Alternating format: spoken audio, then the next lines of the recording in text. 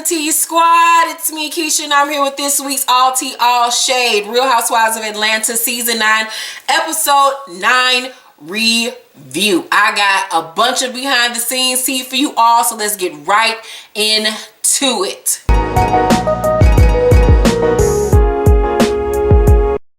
So the first piece of news that I have comes from Kandi. After last week's episode, she did an interview with RHOA and in the interview they asked her, what went through your mind watching Phaedra make those accusations about you and Shamea? Kandi said, I was cracking up. First of all, what Phaedra said was some bullshit, but what she did was just an example of what I was talking about. She's been doing shady things and saying shady things behind my back for years now. This is why I really don't mess with her like that. Although I shouldn't have said some of the things Phaedra and I had talked about in private to anyone, I especially shouldn't have said it on camera for the world to hear. But at least what I said was true. Phaedra is whispering made up stories, telling them this untrue Shamea story, and her rationale is we are close. Girl, you reaching. If that's the case, Phaedra and I used to be close. So does that mean the same goes for us? And then Phaedra's fake hypocritical ass is going to sit there and co-sign that about her best friend. We had just watched them in a scene right before. And right after that, Portia's telling me I'm wrong for saying something about my ex, but she just co-signed a story Phaedra made up about Shamea, who is her current best friend. Shaking my head. I remember when Portia first brought Shamea around us years ago, Shamea said something about Phaedra coming at her ex-husband inappropriately. Phaedra denied it, but Portia didn't have a problem with what Shamea said. Now all of a sudden, because she has this alliance going with Phaedra, she wants to pretend like she's bothered by what Shamea said. Girl, bye. This is not news to you. Then they asked her, were you surprised Portia confronted you about what you said about Phaedra? Kandi said, I was just surprised she was acting like she didn't know. Why? As I said, she and I have had this conversation before, but now somehow it's brand new news to her. I should have known that she would be fake about it. She's the last one who can check me about friendship, considering the fact that she just dogged her own best friend while acting like Phaedra's puppet. They are Geppetto and Pinocchio. Okay. And Shamea then went on her IG page and posted a picture that says, when someone you consider a best friend will co-sign a lie about you, it gives you a new definition of friendship. Hashtag hurt, hashtag girl code. And then, last but not least, y'all, I got some photos of Sheree's son, Cairo. They're quite explicit, so I'm going to blur the peen out. But look, Cairo working with a monster. Okay, look, Cairo, I see you. All right. I saw these pictures on Fameless Twitter page. If you want to go see the unedited version of that picture, go to Fameless and y'all can see that if it's still up. Got me a little moist and I don't even see it for the little boy. Now let's get into tonight's episode. We start off tonight's episode with Kenya and Cynthia going to get their dogs groomed. Kenya tells Cynthia that her dad suggested that she and Matt separate and work on themselves and that they aren't dating right now and they're just trying to figure everything out for the moment. She also tells Cynthia that Peter called her and invited her to his club opening and wants her to host the event, and Cynthia is shocked by this news because he A, did not invite her, and B, she feels like, you know, he's continuously keeping contact with their friends but kind of pushing her away. And I'm like, well, girl, y'all separating, going through a divorce. What do you expect from him? You didn't invite him to your little book bag launch of yours, and he really doesn't have to invite you, and those are his friends now too. Yeah, I would still feel like he should call you and see if it's okay if he invites Kenya, since that is your home girl. But at the end of the day, he does not have to personally invite you. I feel like she wants her cake and, you know, eat it too. Then we switch to Peter. He's at the car dealers and he wants to trade in his family car for something a little bit more hot. You know, he got that old man dick back out on the market. He got to have a, you know, a little young, fresh car to get all the little thot bitches to come home with him at night. So Todd is there with him And he also invited Ty to the club opening. We switched to Candy and Ty. They're at their home having a conversation about Peter's club opening and what Ty should wear. And Ty shows Candy a post by one of her ex-employees by the name of Johnny. He put up an Instagram post with an old picture of them all together, and the caption basically read, "This is how it was before motherfuckers turned fake. You gotta learn the real from the fake," and blah blah blah blah blah. And Candy's surprised by this because yes, she fired him from doing his day-to-day job. She still liked him and wanted to work with him enough to hire him to do separate events, and they actually were doing her bedroom Candy event, which was coming up. So she's shocked by this post because she thought it was all good between them, and she wants to know what the fuck is the goddamn problem. Candy then tells Todd about her meeting with Portia and Sheree and how Portia was coming at her about telling Phaedra's business to the other girls. How she said to Portia, "Do you stick up for me like that?" Ty was like, I mean, how Portia gonna talk about somebody? Portia beat a bitch ass for way less than it. And I'm like, duh. Last year the bitch had 3 fights in 1 fucking season. So how Portia calling somebody out on anything that they fucking do?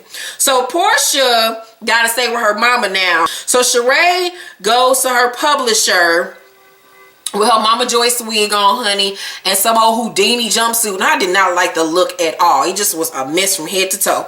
So apparently she wrote this book about the who's of Atlanta, and she's spilling the tea on some people that she knows. Majority of it's real. The other part of it is make-believe. And I just want to know who the fuck is her publisher, because I ain't recognizing none of them books on that shelf.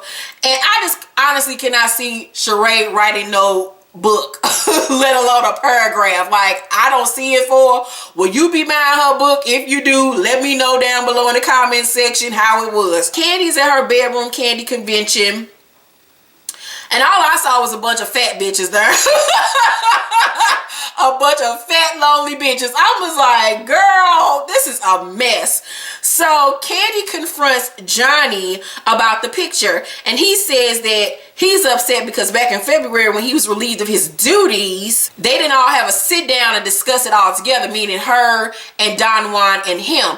And Candy was like, I delegate the firing to Don Juan. He's my right hand man. I don't have to personally fire you myself to make you feel better about the situation. That's what I hire people for. Like, what the fuck are you talking about? And if you felt some type of way, why are you still working with me today?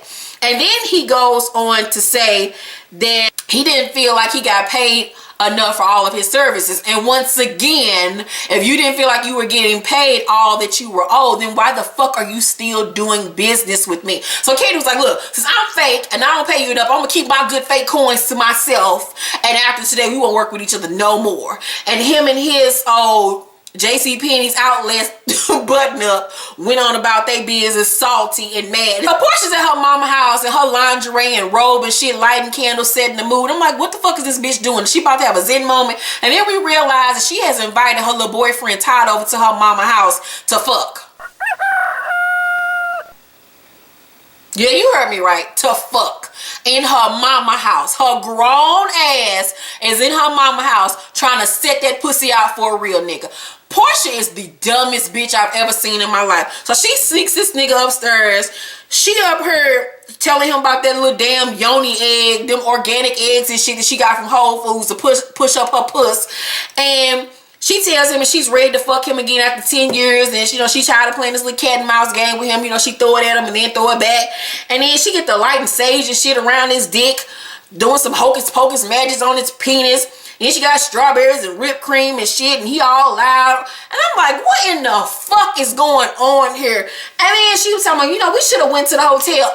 Duh, bitch. How are you sitting up here trying to fuck in your mama house? Like, ain't no way in the hell I'm fucking in my mama house while she there. Now, if that bitch is gone, it's a whole other story. But here, her mama was in the house with her nigga. Hey, she probably in there fucking too, sucking dick. Girl, I don't understand what the hell is going on, jeez. I know her grandfather's somewhere turning over his grave. Like, good God, I wish I would have kept that nut. Ray, American Ninja Warrior ass, is at some parkour place trying to exercise and shit. She invites Bob fat ass. She tell him about her tell-all book and how a character in the story is based on him, and he don't want her spilling all his secrets. And you know, he brings up her, you know, not finishing all the projects that she started on in the past. Boring. So Johnny goes to Phaedra's office without a scheduled meeting, looking like a Muslim that sell bean pies on the side of the highway. So he tells Phaedra he wants to know his rights and wants to file a lawsuit against Kandi. He says he's never got compensated for his work, and he shows her one $500 paycheck stub for a week's worth of work that he worked over 80 hours plus with no kind of health insurance. He said he had to be on Obamacare, and then he thought they were going to open a restaurant together. And they looked up a couple of, you know, places and stuff, and then she changed her mind and went and worked with Todd.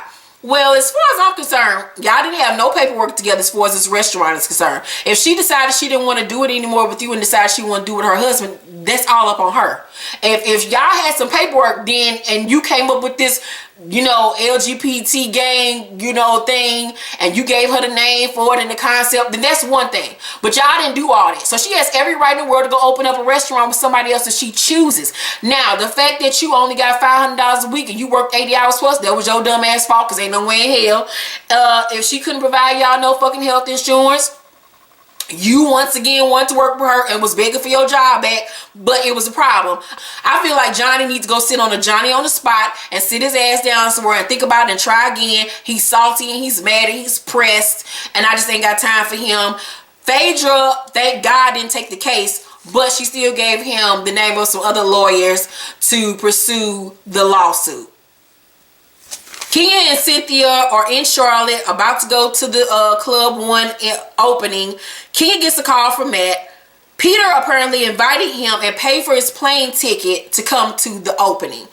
She didn't mind him coming at first. I guess this is when they were trying to figure everything out. But now that they're, you know, not fucking with each other like this, she told Peter that she doesn't think it's a good idea that he come, and asked that he cancel his flight. So Matt then decides to take his dumb ass on social media, and it gets picked up out of Shade Room, where he posted a video saying, you know, he's about to go to Club 1 opening. He's about to go to the airport, and then when he get there, he found out that his flight has been canceled, and it's because of Kenya. So Kenya's like, what the fuck is he doing? Like, why is he all on the Shade Room and shit, talking about what's going on between him? He then sends her a slew of threatening text messages saying, if you keep on doing this shit, I'm gonna expose you. Try me if you want to, bitch. Fuck with another nigga tonight. You gonna see about me. You better think before you speak. Walk before you talk. Look around the shoulder, bitch. Keep it moving. I'm gonna kill you in the night like Jason. I'm like, what the fuck is going on with this nigga? So Cynthia's scared. Cynthia ain't used to this type of shit. Cynthia, old sweet valley high ass, is not used to this kind of drama. So then he tells her that he's driving to the event now. So he said, fuck that. I might not have got the plane ticket, girl, but I'm about to rent me a good old car from Hertz, and you about to see about me. So Kenya now at this point is afraid to go to the event and don't want to go. So at the club opening, the club looks great. It's the best looking club that Peter has done thus far. I hope this motherfucker stay open. Hope it don't get closed down like all the other ones. Todd is there. And then everybody's suited and booted with their tuxedos on. It just looks great. Remind me of Harlem Nights or The Great Gatsby. So then Cynthia shows up, baby, looking like a pile of cocaine, bitch. And Peter is just freaking the fuck out. As soon as she walk in, this nigga damn near have a heart attack. He like, Elizabeth, I'm coming. This nigga didn't know what to do with himself. He said he ain't seen her but once in like the last 7 months, so he don't even know what to do with himself. Nigga dick is hard. You know the nigga ain't got a, you know, a hard dick and forever. You know he older than a motherfucker, so him to get a hard on is like, whew.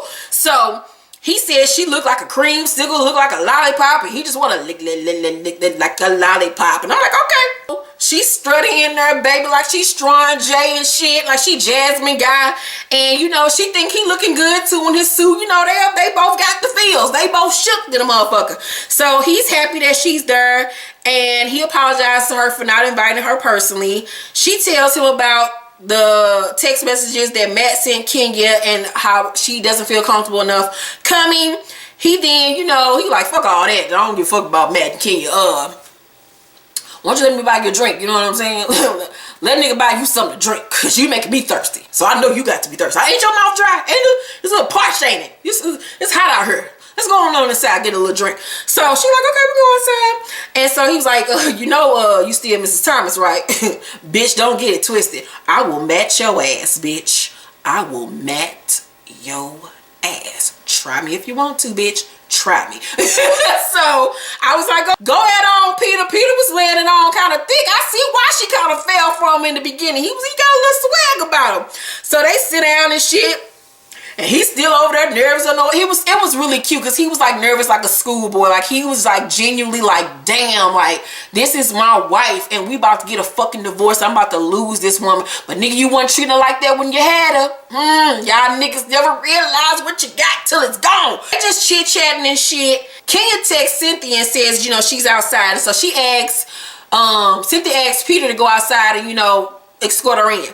So Peter goes outside to talk to Kenya, and as he's going outside, Mad Ass is in the parking lot waiting on this bitch to pull up. So Kenya's like, alarm, alarm, alert, alert, security, security, put the chains on the door, put the chains on the door.